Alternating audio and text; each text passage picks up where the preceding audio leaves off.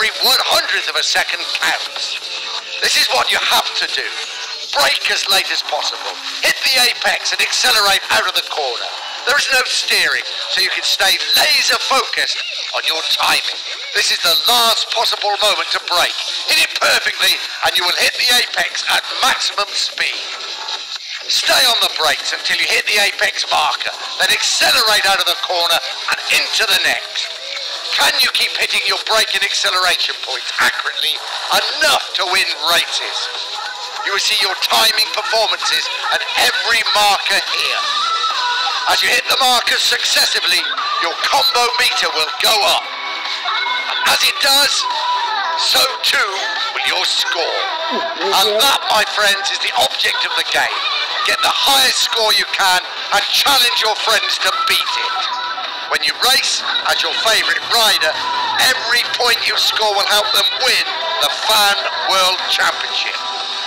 And you could win prizes, including a VIP trip to any MotoGP race of your choice. This is the game of champions, and we thank you for playing. Now, let's go racing.